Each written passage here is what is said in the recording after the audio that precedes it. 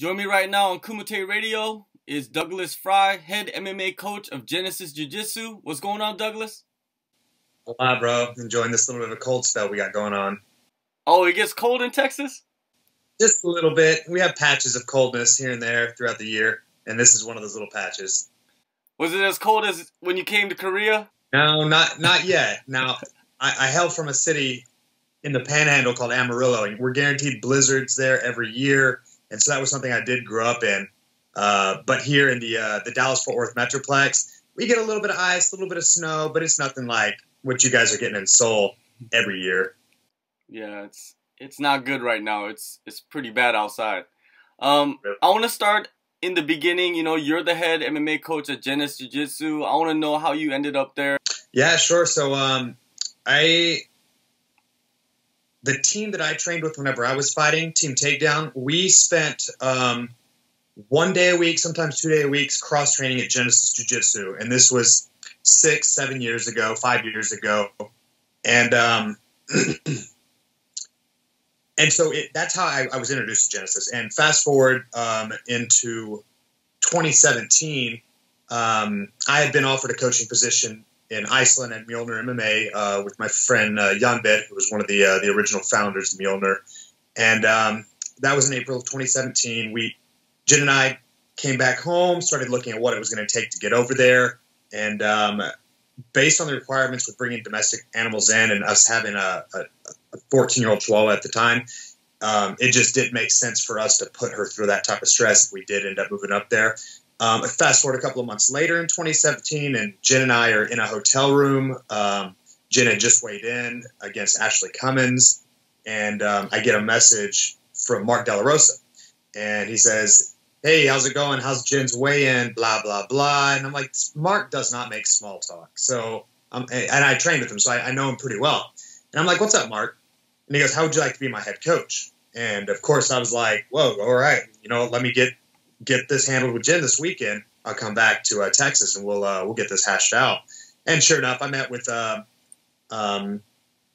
of the other coaches at Genesis, and an MMA program wasn't something that was on the table or on anybody's mind at the beginning of the year. But based on what we were doing, based on what they had seen me do with athletes, working with nutrition as well as strength conditioning, as well as just everything that has to do with mixed martial arts, they thought that I fit the position to develop a true powerhouse MMA team here on the Texas scene. And here I am now, 15 months after having that team up and running, and we're quality. We're known, and we're making waves, and the men and the women and the fight under me are just doing exceptionally well. Yeah, it is incredible what you have done in such a short period of time. Now, when you look at fighters to bring onto your team, what do you look for? You know, a lot of guys, a lot of coaches, they're very selective, and some coaches, they just take whoever comes. If they want to turn pro, they just take them in. So, what is your protocol? I give everybody the benefit of the doubt, and I have to have an open mind that some fighters, when they come in and they train with us for a week, doesn't mean that if they trained with us for a year that they would even be remotely the same fighter. So I want to take into consideration my ability to develop and even correct some of the fighters that have been with other coaches that haven't just have gaps in their game. So I'm more of anybody can come train with us. It's an open door policy. I'm not trying to shut the door in anybody's face, but I don't recruit. The fighters come to me. They see our successes, and in doing so, those successes turn into interest from other fighters that, maybe they feel like they need better oversight. They want a different mind to help them with their game. And essentially that's been the way that I've been able to piece together this fight team. I think right now, maybe a couple years ago, a lot of fighters would be going to these huge super camps and, training with the bigger names. But I think It has changed a little bit, where fighters, they're not looking at the super camps anymore, and they're looking for a coach that could give them more attention. And Genesis seems like one of those teams, and you're a coach that, does that for them. Yeah, that's kind of been my experiences with having this team. Is I have had a couple of fighters come from bigger camps Namely, one of my amateur fighters. He's new to the team, but he's perfect record. He's 5-0 MMA, 3-0 Muay Thai, but he had been at Jackson's in the first part of this year. And whenever he reached out to me, he was like, I don't get coaching up there. I'm just trying to find where I fit in. Nobody's looking after me. He goes, I want to go somewhere where I can get somebody's knowledge and their attention. And he came and tried out the gym, stayed, drove in, and stayed all day, loved it, came back the next Friday. So that was on a Monday, came back that Friday, signed up, and then 3 weeks later moved here. And now he's part of the team. So he saw the benefit and the positivity that comes with kind of a smaller team, a smaller setting, but we also have specialty coaches for everybody. Your team, you got, like you mentioned earlier, Mark, his wife, Christina Williams, Julia Avila. Man, it's like you're building this incredible roster. They all have different styles. How do you handle coaching and managing so many different aspects of this game? Well, it does help that I've competed in most all aspects of this game at one level or another. And in doing that, I'm able to, again, be a little bit more open-minded whenever I see somebody not able to perform a certain move or a certain combination as effectively. And in that sense, I can help to modify their own game in doing so. And I think a lot of that comes from, I was a personal trainer for many years, and I had a personal training business. And so understanding how the body works too and the mechanics, I think that's really helped me with the different body types, the different ways of fighting and skill sets that these fighters bring to my team. When you coach a session, what is the mental approach do you take into that session every time? It's all business. Mm-hmm. We're here to work. You're here to get in your work. Yeah, we laugh, we cut up some, but everybody knows that we are a competition team, and we're not in here. We're not trying to have anybody on the mats with us that's not serious about improving their game. And so, when it comes down to it, it's business. We get in, we get out, and that's it. We shake hands afterwards. Nowadays, a lot of fighters come out, they're talking about they don't spar anymore. They don't do any hard sparring. What is your philosophy on sparring? Do you do it a lot, or is it like a once-a-week type of thing? There's a lot of technical sparring at the school. In a sense where the grappling and the submission exchanges are more at an 80%, 100% rate. They're a lot more live. But when we're talking about headshots from fists and from shins and feet, we try to dial those down and be as controlled as possible, whether that's both standing in a neutral position or on the ground, trying to keep those headshots, trying to keep the mind preserved. This is hard as it is. Fighting is hard enough on the brain. And so I'm a firm believer that sparring is essential, and you've got to know where your fighter's thresholds are. But once you reach a certain level, let's say like Jinh, 33 years old, it's not going to benefit her to hard spar once a week, twice a week, anything like that. For her, it would be like, okay, 6 weeks out from camp, we're going to get a couple of back-to-back weeks of some 5-round hard cage rounds and make sure that you have that timing down. Other than that, it's just staying sharp. So in a sense, I guess what I'm trying to say is that it's all dependent on the level of each fighter. Some of these amateurs, they got to know what it feels like to get in there and get hit and go full speed and be exhausted. And so it just depends. It does depend. But there's a time and a place for it, and it's not an everyday event. It's not an every week event either, in my opinion. Did you realize this as a fighter or as a coach? Nope. Coach. Oh. My training partners were Chaz Skelly, Johnny Bedford, and William Campuzano, and us four. And this is like towards about the mid part of my career, and we just beat the fuck out of each other all day, every day. That was our training. So when the media would come in and do stories on one of us, they would just see us just fuck each other up, and always leaves with bloody noses, bruised ears, head ring, and just I grew up in that last era that it should die off with us. I don't think that it benefits anybody really Yeah, it made us tough as shit, but did it really help in our fighting abilities? Could we have been doing something a lot more technical? Absolutely. Towards the end part of my career, I was with Team Takedown, and every weekend we had hard sparring rounds, and we had a really good coaching staff, so I can't say that our recipe for success didn't work. But now that I'm the head coach and I look back and I see what has happened over the years and how these fighters are nowadays, and even my own peers, I do want to make sure that I'm adjusting accordingly to, again, preserve the brain health of my fighters. Team Takedown, that's the camp with Johny Hendricks. Am I correct? Mm-hmm. And did you do a lot of sparring with Johny Hendricks? Being him being as heavy as he was at that time outside of camp and even getting close to camp, not really. We would have wrestling goes, plenty of them. We would do plenty of technical sparring, but I was never in there for hard sparring. It served no purpose for him or for myself. He would be in there with our guys like Chris Feist and Kamaru Usman whenever he would come through, and Jake Rochalt and much bigger, stronger, athletic dudes that would have given him, better looks than my smaller self. But plenty of training with him throughout our careers for sure. Yeah. When you saw him fight bare knuckle, what was your view on that? Like a lot of people, they see Johny and they remember him as the guy that came in and beat GSP. You know what I mean? A lot of people feel like he beat GSP. Come on, let's be real about that. Yeah. But when you see that, does it kind of irk you a little bit? Well, Johnny's Johnny, always has been, does his own thing.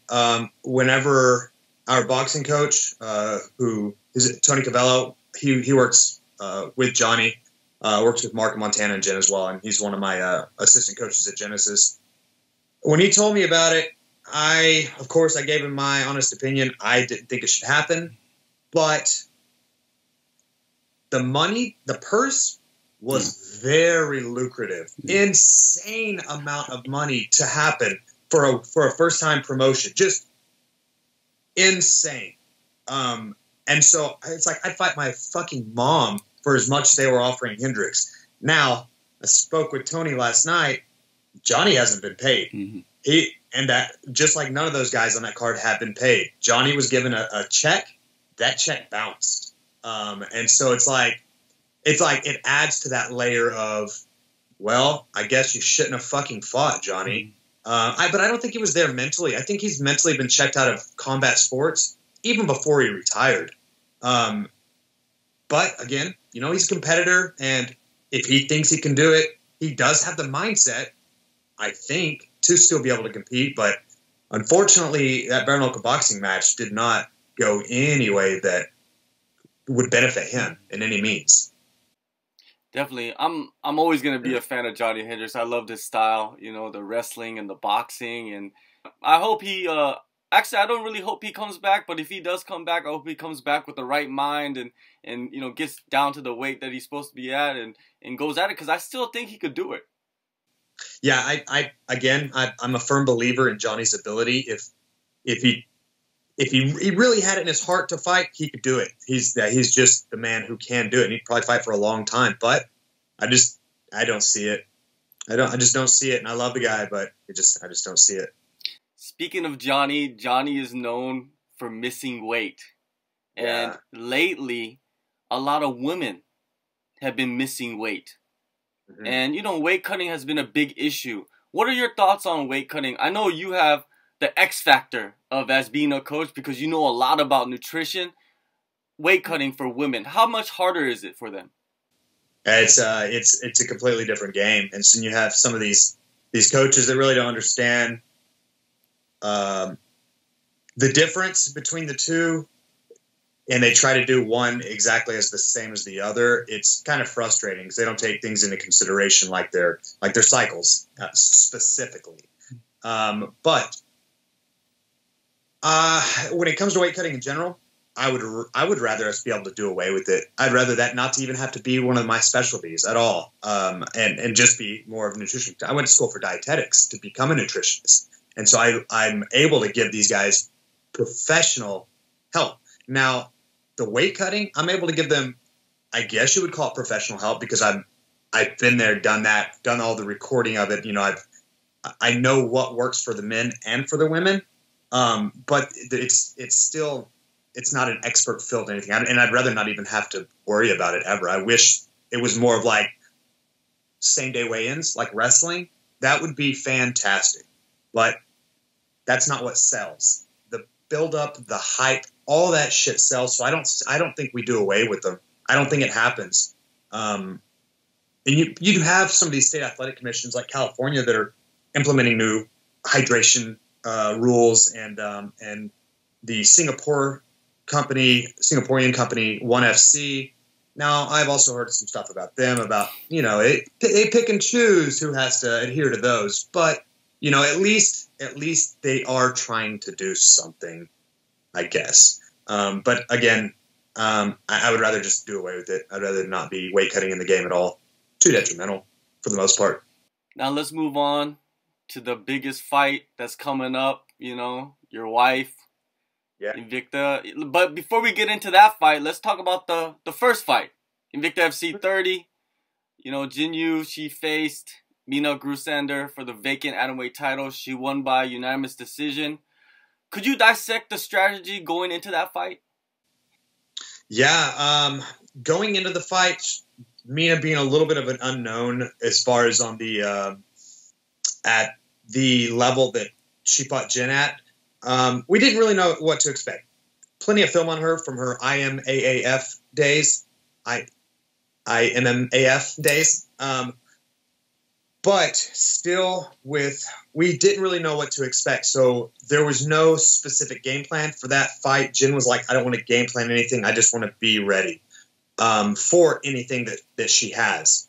And as the fight played out, when we saw that Minna had really, really, really good control against the cage with Jinh, but was not doing anything with it, wasn't offensive with it at all, just holding her against the cage, we saw Jinh start to begin to figure it out in that fourth and in that fifth round. A couple of times in the first and the second round when she was able to spin off.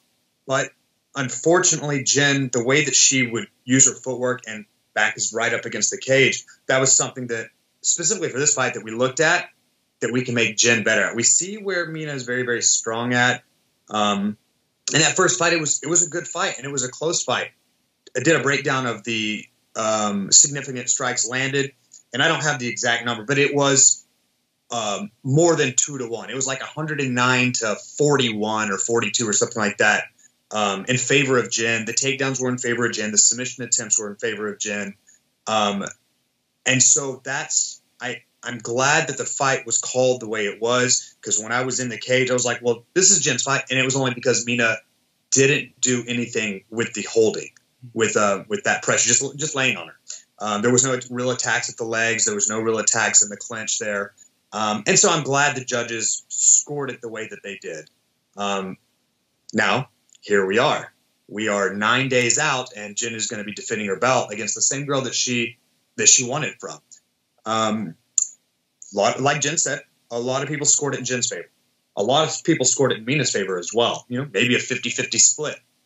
So Jinh feels it's only right to make the win definitive. She's a perfectionist, always has been in everything that she does. So when Shannon Knapp and I talked about this fight, about the matchup, in fact, it wasn't even, Minna wasn't on our radar. It wasn't going to be, all right, let's go fight Minna. It was, let's look at 115 because this is your last fight on the contract, and we want to go make some real money. We love Invicta. Jinh is a world champion in Invicta, but when it comes down to it, there's a lot more money to be made outside of the 105-pound weight class. And so that's what we were looking at. But Shannon said we'd have to give up the belt, and a fight wouldn't be maybe till March or April. And then it was like, okay, fuck that. Let's fight Minna. That's not an issue at all. We stay in championship pay. She levels up on money on both sides, and she gets to prove a point and be a definitive champion. And that was all the motivation that Jinh needed for that one. In the fight, it was 25 minutes. There's so much to dissect. what point or what moments did you feel in that fight Jin had a chance to capitalize, but she didn't? Over and over and over again, as a coach and looking at it, how I do, and I'm brutally honest with even my wife. I have to butter it up at times, but just like with all my fighters, like I'm going to tell you exactly how I perceived it. And I told Jen specifically that had Minna just stayed active, knees to the legs, foot stomps, things like that, she wins that fight because she's causing damage and keeping that control. When Jen would spin off and she might land an elbow, she might land a hand or even a kick, her footwork patterns brought her right back into the same spot. And so all the different circular patterns and misdirections and things like that were not spots that she was able to capitalize that we've trained before. So those were the moments in the first, second, and fourth rounds that she specifically had moments to spin off, control center cage, and be a little bit more offensive rather than being on her heels and then getting tied up against the cage again. Third round was a pretty obvious shutout for Jen. She scored that takedown really, really early and then stayed topside and beat Minna up and almost caught her with an RNC. And then the fifth round, you see Jen start to figure out her footwork. It took her 20 minutes to really start to figure out, okay, I can continue with my footwork left or right, forward or backwards. I've got it all. I've got all these different ways I can go. And so I'm glad that we were able to watch that one specifically in that fifth round and show that Jen still had the ability to move and the oxygen capacity to continue delivering blows. Yeah, it seemed like after she won the title, she wasn't satisfied. It seemed like right immediately after, you know what I mean? Like she was happy that she won it, but it was like you kind of got the feeling when she was doing her after or post fight interview, she needed more time. It seemed like. I think she was overwhelmed emotionally because she's been doing this 10 years now, and she's been fighting for this specific belt since Ayaka Hamasaki in September 2016. And so I think Jen was just taken away for a moment. She didn't have the words, but then once we watched the fight, Jen was not satisfied with her performance. And in fact, all we did is we went straight back to the hotel, ordered a pizza, stayed in the room, and that was it, and watched the fight and talked about it. Me, Jen, and Montana and our coach, Tony Cabello, talked about all the beneficial things, but I could tell that night that Jen just dissecting it in her mind was not satisfied with how she won this belt. So again, this is resolve. This is going to be resolved next Saturday. Hopefully everything goes okay. Everything's smooth. Anything can fucking happen, but hopefully Jen gets some resolve in 9 days. Jin, she is on a media blackout. She's not doing any interviews, right? So what is her mind state right now? It must be different because she's usually very happy-go-lucky and open to do interviews and all kinds of stuff. So she must be taking this really seriously. Yeah, so Jen's a bit of an introvert as it is, and when it comes to like media, it's always been forced on her, and she will be happy, and once she does them, she can do interviews and she can be interactive, but it's never been anything that she wants to do. And she had a statement, I believe, that somebody goes, "What do you want to be remembered for in the sport?" She goes, "I hope I'm not remembered. I hope I disappear into obscurity when I'm done with this. I don't want to be remembered." That's her mindset. That's just how Jen looks at it. That's fine. That's her. She's an individual when it comes to that. For this specific fight, yeah, she just doesn't want to do any of the media. She's staying completely focused. She knows that Minna is doing a lot of media stuff. She knows that Minna has said a few things about her, and Jen's just ready to fight her. And I've never heard Jen speak about anybody in the way that she has spoken about Minna for this fight. In a very I don't want to say hateful, but Jin wants to fuck her up and wants to put a stamp on it. And so I think that has a lot to do with it. And Jin's just kind of being that volcano right now that's rumbling and rumbling and rumbling. And on Saturday night we see the power. There was some controversy after that fight, and yeah, you came out and talked about Minna and her tactics, her gag tactics. What did you think about the backlash you received online? It was first off, it was uncalled for me to say anything. I should have not said anything, but I did, and so I have to live with what I did. I managed to also piss off an entire country, and so that was new. That was new for me. We won't be visiting Finland anytime soon. I don't believe. But also, I'm able to take it. So I kind of meet things head first, and so when somebody has a problem with what I said and they want to say something to me, well, I've got a rebuttal for them as well. But they're also being a coach now and having fighters and being responsible for how they look in public too, and I reflect them. I've had to take a moment to where I'm going, okay, I shouldn't have done that. I did it. I don't need to do anything like that again. So it did help with building up a storyline and a rematch. And in fact, when Shannon Knapp was talking to me about putting this together, she said that the UFC specifically called for this rematch. What the fuck does that mean? I don't know. But with the UFC calling for this rematch, maybe they're considering the 105 division. Maybe it's just because it creates more storyline for UFC Fight Pass in this last little bit. I really just don't know when it comes to that. But yeah, I said some things that caught fire, pissed off a lot of people. Jin said some things not near as brash as I did with her post-fight post on social media. But when it comes down to it too, like, Minna and her can't know what they did. And it wasn't just that night. It was all week long. We had the cleaning ladies at the hotel that we were staying at came to our room. They said, "Oh, you're the girl on the poster," to Jin.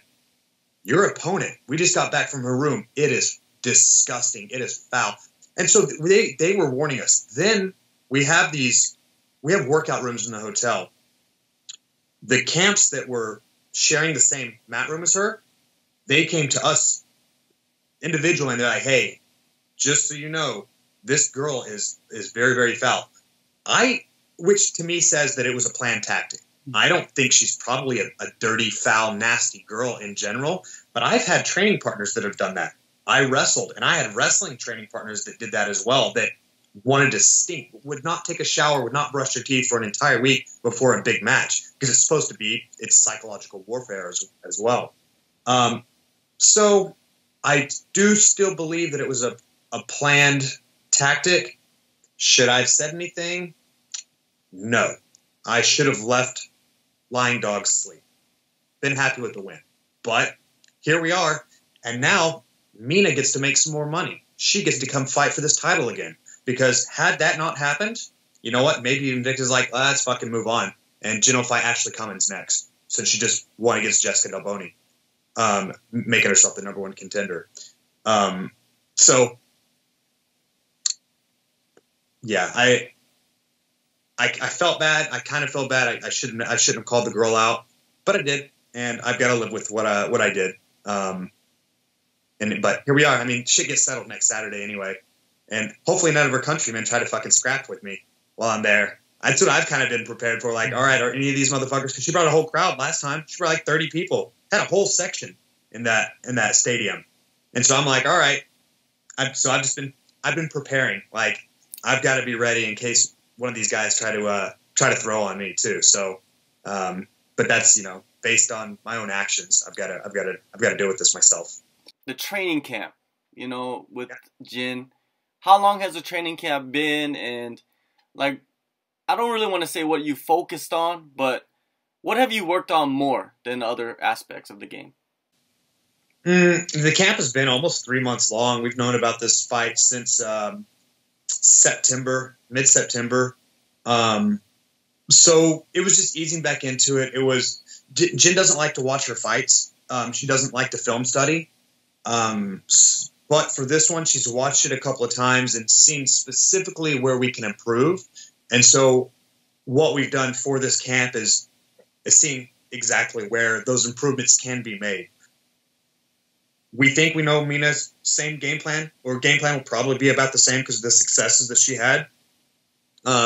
Maybe not, you never know.